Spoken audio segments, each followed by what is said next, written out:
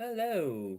So, anyway, tomorrow's a big day for the country. Let's hope everything goes off without a hitch. Just because we got stuff to do.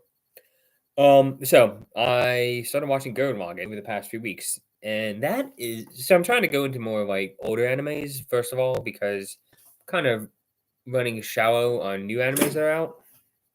Second off, what one of my favorite podcasts is recommended watching Gurren Laggen. So Malcolm Collins from the Base Camp podcast recommended Gurren Laggen. It's his favorite anime, and I can definitely see why. And I think it's going to be even more obvious why as I move forward. It's like I think pretty sure this anime shaped his entire view of the world, which is funny and terrifying, but kind of cool. So I decided to start watching it. So pretty good soundtrack and everything. It is good. What I think sells it is the characters. Um, and the fan service. Yoko's great. If you've seen it, yeah, Yoko's great. But I think it's really about the characters. So it's really Camino is the lead. Well, not the lead. It's a main character. Okay, I'm just gonna give spoilers. Spoiler shield. This has spoilers. Get out now if you don't want any spoilers. But the characters are great. And the setting is great. Basically, everybody's underground and living in these underground catacombs, basically. And there's one character, Camino, who's awesome. Wants to leave the cavern to go up and follow his father into the outside world. Shenanigans ensue, and him and a little guy, Morgan? Simon, go up to the surface through some shenanigans. They meet Yoko. It's part of their shenanigans, and they basically go on a journey.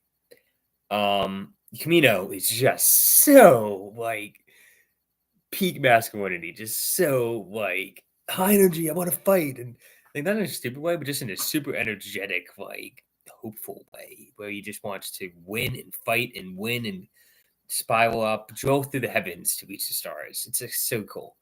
So he's awesome, and they're essentially brothers. They're not actually brothers, but they're the adopted brothers, which I think is more meaningful. Zoolander.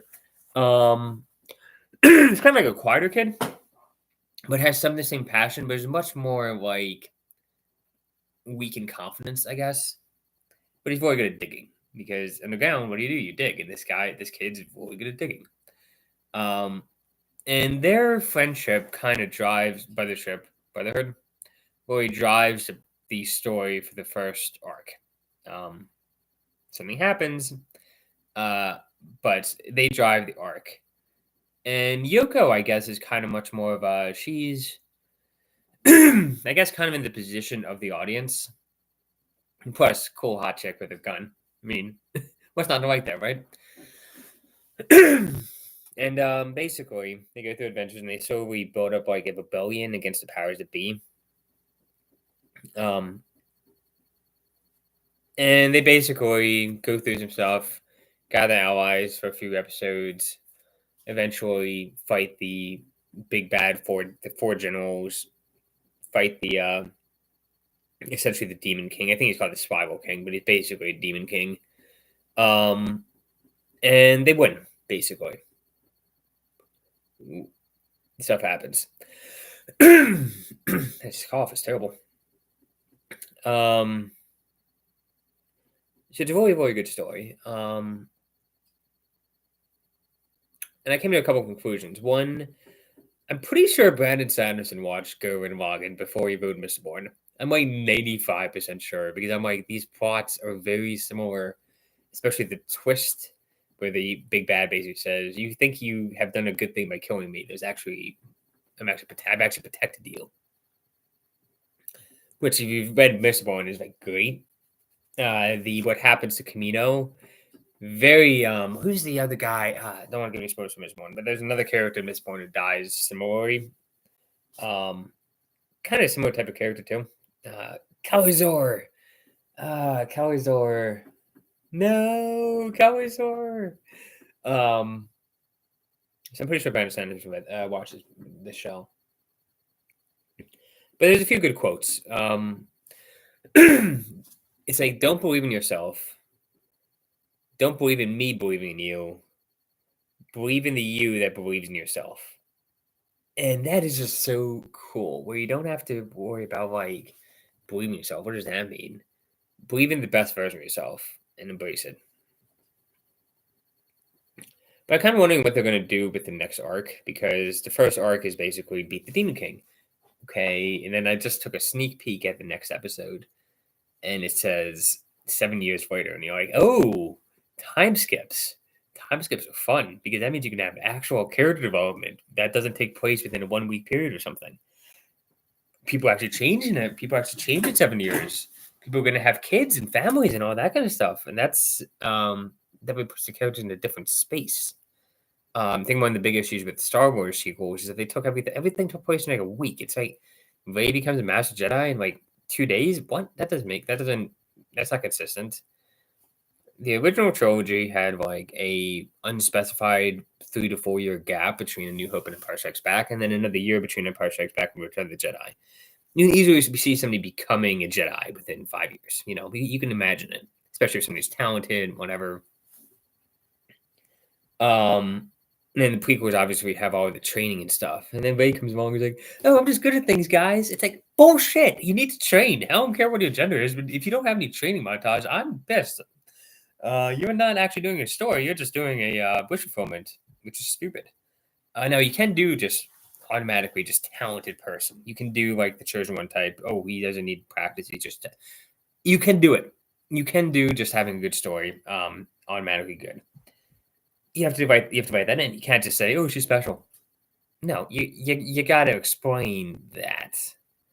Where was I? Gurren Laggen. Yeah. So Malcolm Collins really likes it because he believes in the spiral of history going up and the endless progress of humanity. That's like his part of his religious system. He's basically built a religious structure. That's as time has gotten steadily more Christian over time, which is funny. But anyway, Gurren Laggen is great, especially because it's not it's not cringe, and it actually goes someplace. It doesn't go on for like 300 episodes. I'm never going to watch a 300 episode anime, but it actually goes someplace, and it spirals into the heavens. I'm really curious about what's going to happen next, but I feel like I got to a good stopping point in the anime, so I'm like, okay, cut it some slack. I like imagining the characters moving on when I'm not watching them. I know it's just a show. I'm not that detached from reality, but anyway, I'm watching Gurren Laggen. The other thing I'm watching is I've been watching a lot of replays of Rogue Squadron, which was a game when I was growing up. That game holds up. That is a fun game. Like nothing weird, just kind of like it's a good old gun simulator, with TIE fighters and it had its own story and everything. Rebel Strike sucked. But Rogue Squadron and Rogue Leader were both fantastic. So the other part I wanted to talk about today was bad anime takes. I like bad animes. The bad animes were fun.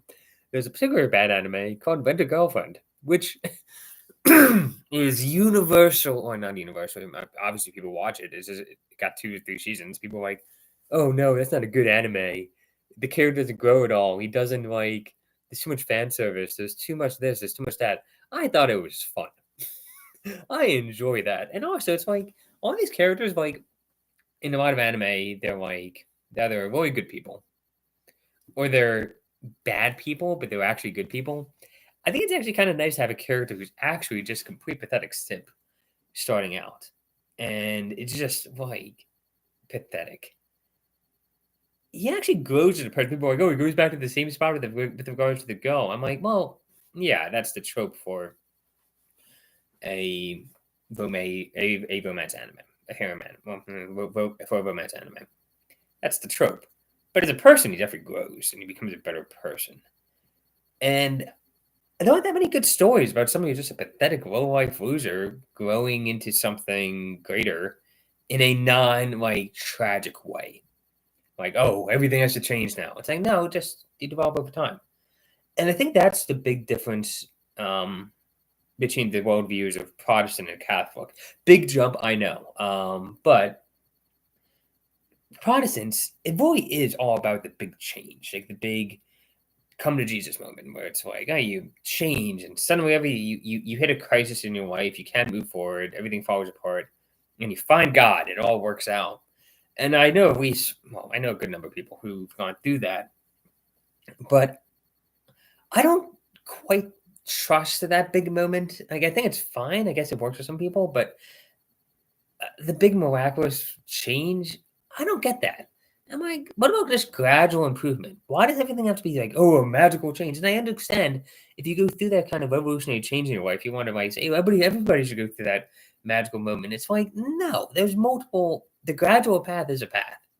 Like, not everything has to be fireworks and wonder. Some of it can just be a gradual growth to something greater. Which I guess is the theme of this little chat, I guess, is that mental girlfriend and Gurren Laggen are both about that gradual increase.